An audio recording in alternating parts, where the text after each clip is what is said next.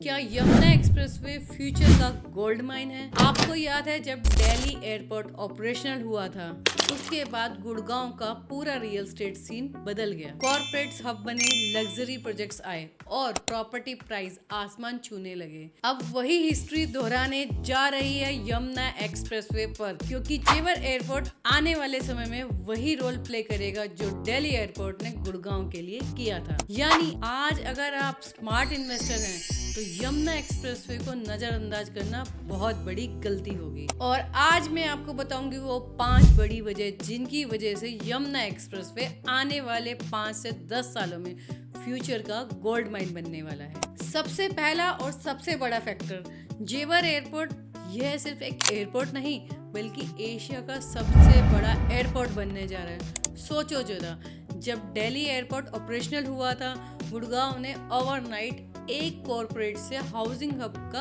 रूप ले लिया था। वैसा ही अब जेवर एयरपोर्ट नोएडा और यमुना एक्सप्रेसवे के लिए होने वाला है।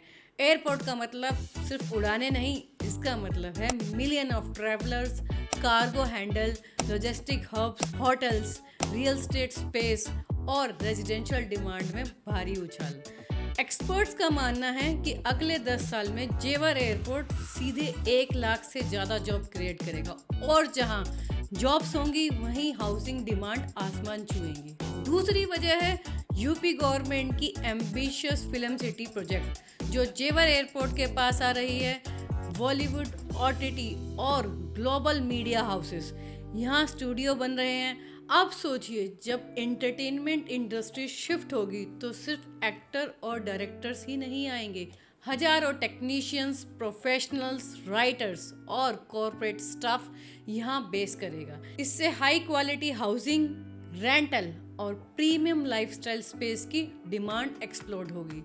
यानी नोएडा और यमुना एक्सप्रेसवे सिर्फ काम करने की जगह नहीं बल्कि ग्लैमर और लाइफस्टाइल डेस्टिनेशन भी बन जाएगा। तीसरी वजह, ग्लोबल डाटा सेंटर्स और टेक कंपनीज। आज डाटा को ऑयल कहा जाता है और यमुना एक्सप्रेसवे अब बन रहा है एनसीआर का डाटा कैपिटल।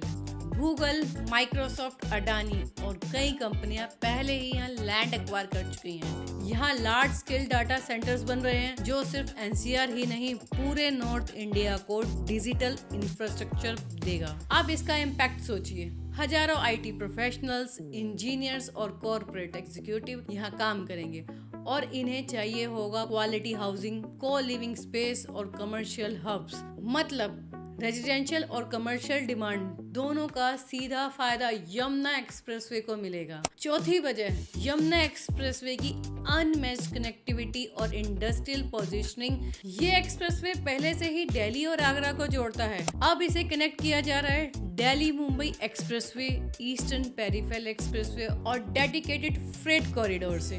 मतलब इंडस्ट्रीज को सीमलेस लॉजिस्टिक मिलेगा और कॉर्पोरेट को वर्ल्ड क्लास इंफ्रा। इसके अलावा इस कॉरिडोर पर पहले से ही ऑटो मैन्युफैक्चरिंग और एजुकेशन हब्स एक्टिव हैं। गलगोटिया, शारदा जैसी यूनिवर्सिटीज और फॉर्मूला 1 ट्रैक जैसे ग्लोबल अट्रैक्शन। तो सोचिए, जब जेवर एयरपोर्ट और फिल्म सिटी ऐड होगी तो ये एरिया एक कंप्लीट इकोसिस्टम बन जाएगा।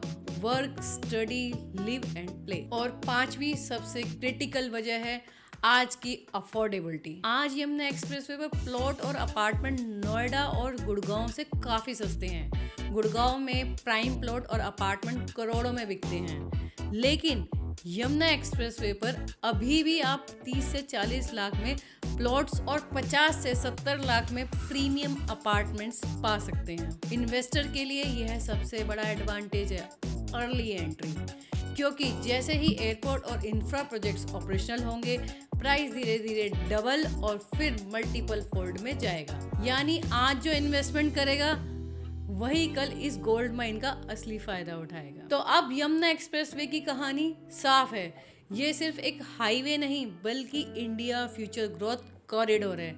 जेवर airport, film city, data centres, industrial hub और आज की अफोर्डेबिलिटी सब मिलकर इसे एनसीआर का अगला गुड़गांव बना देंगे। अगर ये वीडियो आपको हेल्पफुल लगे तो फॉलो करें, सब्सक्राइब करें एंड लेट्स ग्रो टुगेदर।